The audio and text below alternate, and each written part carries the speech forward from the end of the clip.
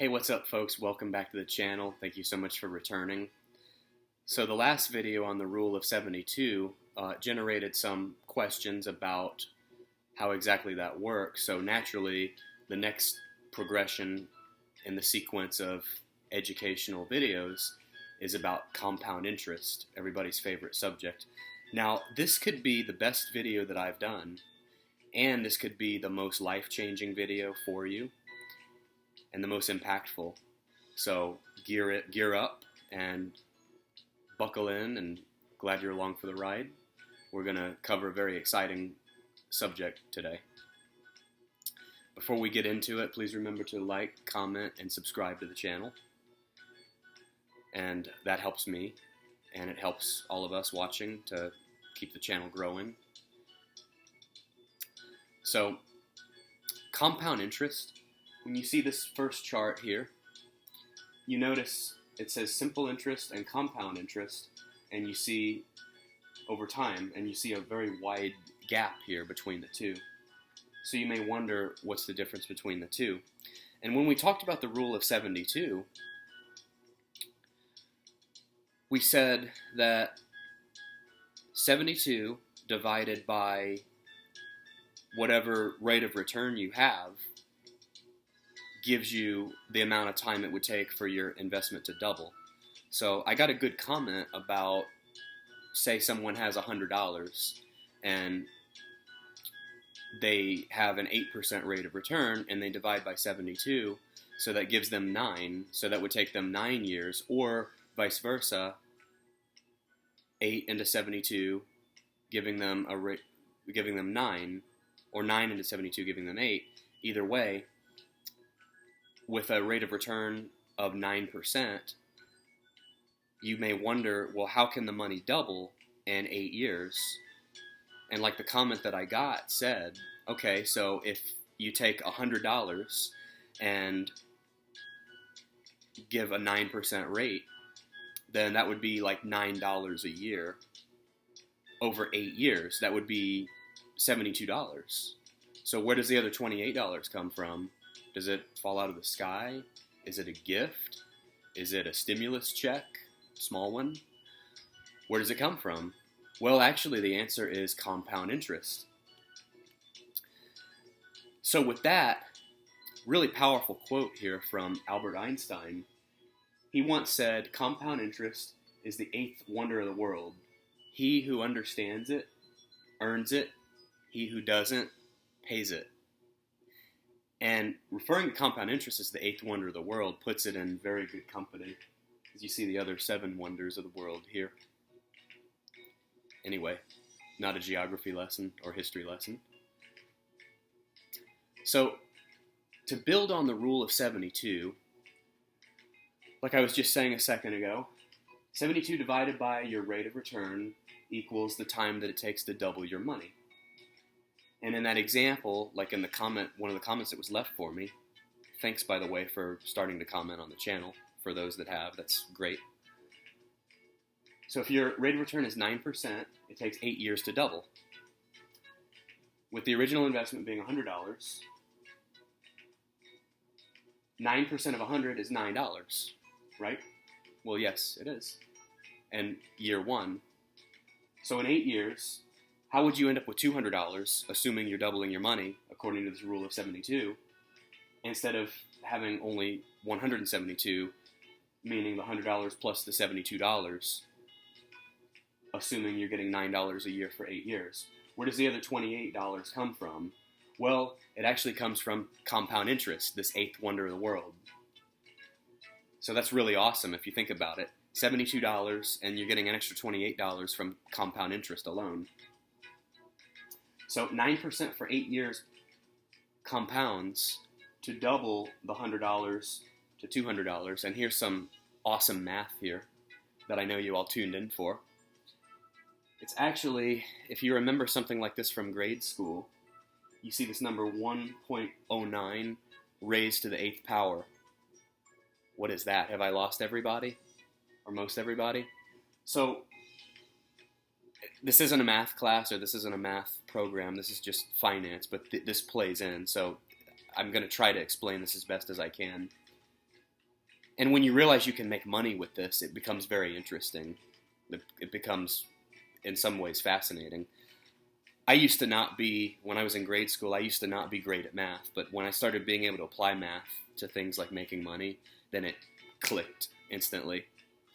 So this 1.09, and I detail this in a further slide further down the road, it's the 9% interest rate, which you take 9% behind the decimal point here. You have to make it 0.09 because that's the proper decimal place for it. And then the number 1 is a whole number or whole value. So in this case, 100, that's your principal amount you're starting with. So you're always going to start with 1. Have I lost everybody again? Hope not, but I'll try to explain it a little bit more concisely. So the $100 is a principal amount. It's a whole number, so you have to always start with 1 for the principal amount. And then you're going to raise that to the 8th power. And another way to do it, you could do this very simply on your calculator. It's just 1.09 times 1.09 times 1.09, 8 times. So then you end up doubling your money. You end up with $200.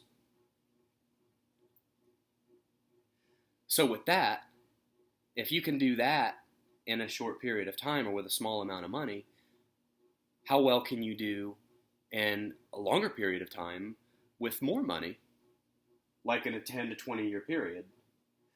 So you may have seen on TV or on the internet or wherever you get news or wherever you find entertainment, you may see some of these famous financial coaches, more famous than me, at least right now, and the gurus that tell you you can have millions of dollars if you save small amounts today. You probably don't believe them. You probably feel like they're pulling crazy scenarios that could never possibly apply to you. You may even feel like the system's rigged and that you can never get ahead. And, I mean, really, after all, if you believe the system's rigged, why bother participating in a rigged game? Actually, you know what? You're right. So just go blow all your money today. Just live for today, forget it about tomorrow, and retire broke. And with that being said, that's the end of this. Thanks for watching. I'm just kidding. It's actually wrong. The examples you see are right. When someone tells you you can have millions of dollars investing a small amount today, they're right. And they're right because of compound interest. So, everyone watching this video, just so you understand, every single person watching this has the capability and the potential to retire a millionaire. And I'm going to tell you exactly why. Millionaire, I'm saying, as like a base scenario. You can do even better, depending on how driven and determined you are. And I'm going to outline this by saving the minimum Roth IRA annual contribution limit. Now, I'll do another video on Roth IRAs versus traditional IRAs, and we'll get into all that. It's basically the gist of it. There's a tax difference. Roth IRAs after tax, traditional IRAs before tax. There's pluses and minuses to both. There's really no wrong argument. But anyway, right now, $6,000 a year is the minimum that you can contribute, or actually the maximum for tax purposes, which is $500 per month. So if you can set aside $500 a month now, and you're going to work for several more years, you can end up setting yourself up to be in great shape. And if you think that's too much, or if it doesn't fit your budget, first of all, I hope you're doing a budget like I showed in my last video. I can still send the template, by the way, if you want to comment and email me. I'd be more than happy to send that template. But if $6,000 is too much, or $500 a month is too much, they're the same, by the way, just 12 times. Half of that is $250, and half of that is $125. And then if you're able to save these, instead of $1 million, you could have $500,000 or $250,000, which is still a very decent amount. And I'm going to outline this in an example spreadsheet here that I put together. So, oops, spoiler.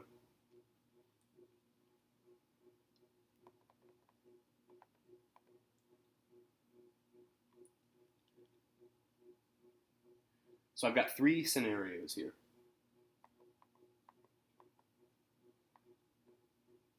I've got a Roth IRA starting 10 years, saying you have 10 years left and you're starting now. And then I have a 20-year scenario, and I have a 30-year scenario, which I actually added 5 years onto. And I'm going to show you in this spreadsheet alone the time horizon that it takes to reach $1 million. So, contributing $6,000 a year for 10 years, you would have $60,000 in principal amount. But every year, assuming a rate of return of 8%, which is about average for the S&P 500, this is how much you would make every year, adding on the $6,000 every year. So with compound interest and with contributing a constant sum of money, you have two different variables in play. You have your rate of return compounding annually, and then you have the annual rate that you're pumping in. So each year you can see you make $480 the first year, second year, third year, all the way to year 10. So your $60,000 has grown to $93,000 in 10 years. And then in the 20-year scenario, you start at year 11 where you ended up in year 10 over here, and then you see it starts to get nicer and nicer as you go. So now all of a sudden, by here, you're at 175, 196, pushing 200,000. And by the time you end year 20, you're at almost $300,000 just contributing the $6,000 a year. So then going over to the 30-year scenario, so you hit these milestones at year 10, year 20. So if you went from this to this in 10 years with the power of compound interest, where do you think you could be in 30 years? So look at that. In year 21, you go from this to this. And you'll see that you start to get to a point where you make enough in investments to where you may even make more than you're making working in your investments, which is phenomenal. And I apologize if the lighting obscures this a little bit. I'm eventually going to start editing these videos and doing a lot of that, but for now, this is the best I can do for now. I can send this to you if you want it. You can either email me or comment. So you see, by this year, you're over 500,000. And then you're over 600,000. And then by year 30, you're at $750,000 almost. And then by year 35, boom, $1 million. And this is just if you're saving $6,000. Remember what I said about the median income being $68,000, which I may not fully agree with because I think that number is skewed, but just take $50,000 or even $40,000. I recommend a savings rate much higher than this. So I kind of look at this as a base rate, not to offend anybody or insult anybody, because that's not what we want to do here. We're all about love and harmony here. So, and we want to support you. So if you're able to save this, great. If you can do more, even better. If you make like 40 or 50,000, if you can save 15 to 20% of that income, you'll be in even better shape. But the point of this is just to show you that it can be done quite easily. And now I want to show you a magic trick. I'm going to do a magic trick here. So if I do this, say we're able to do better. Say we're able to do, instead of 8%, we're able to do 12%. Oh, look, it's already there. Amazing. Look at that. Suddenly you have $600,000 more based on a 4% rate of return increase every year. Phenomenal difference because of the impact of compound interest. So in year 35, instead of having only $1 million, with just a 4% rate of return increase per year, now you're at $2.5 million.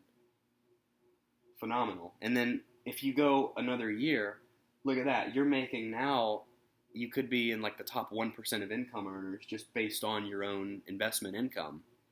Amazing. So with that, let's get back to the presentation. Well, that was part of the presentation, but back to the slideshow.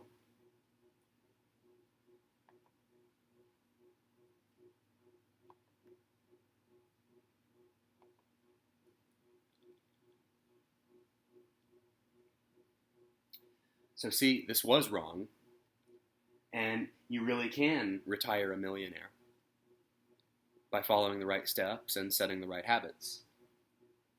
Now, on the flip side of that, compound interest can work against you if you're not investing and if you just spend all your money and don't invest anything, because to add this slide in, again, as we know, the dollar loses value all the time.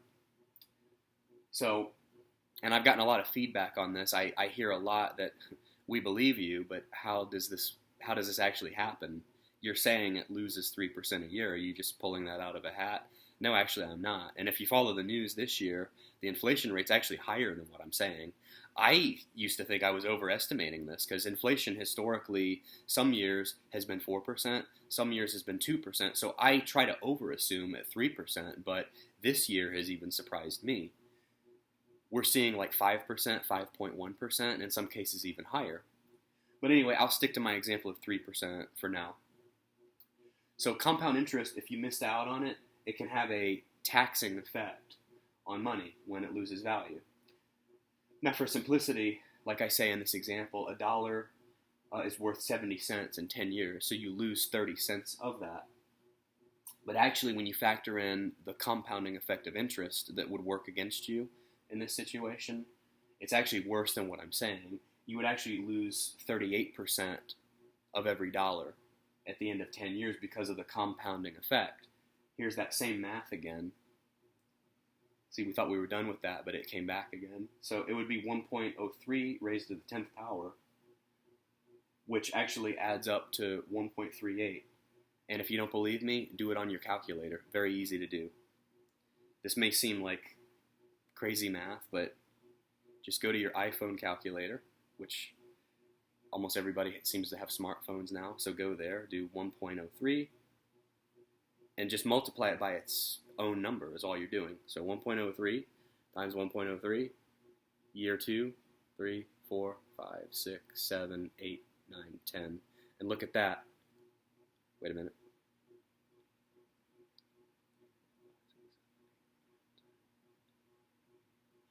It's close to what I said. It's about, I think I might have added in an extra year. But anyway, it's close. So you're getting dinged an extra 8% because of the effect of compounding.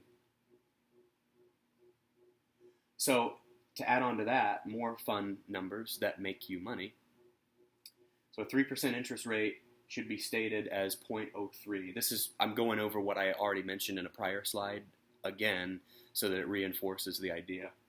So it should be stated as 0.03. When calculating a growth rate of 1% or $1 should be added to a whole number of 1 to get 1.03. That's how you should list it here, 1.03. This represents 3%. This is the easiest and most basic way to calculate compound interest.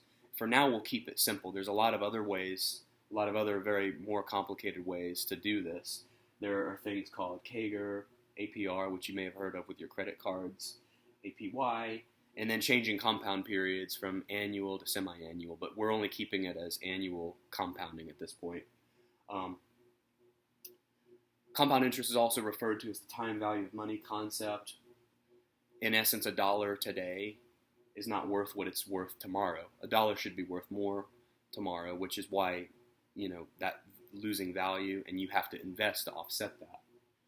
Also, present and future value. So with that being said, I hope you enjoyed this video. Please remember to like, comment, and subscribe. And hope to have my next few videos out very soon. I think for the next videos, I'm finally going to do some real estate videos, talking about housing, talking about the housing market, talking about whether you should or shouldn't buy now, what types of mortgages you should get, amortization, and if you own a house, whether you should pay it off or not. Oh, and one thing, I was talking about other financial gurus. I have to show you this because I never mean to roast anybody, but sometimes there are others that, like you may have heard of this guy here. He makes his points quite vividly, and I wouldn't necessarily say it this way, but I don't disagree with his point. It's your fault Whoa. in this country if you retire broke. So that's his take on it.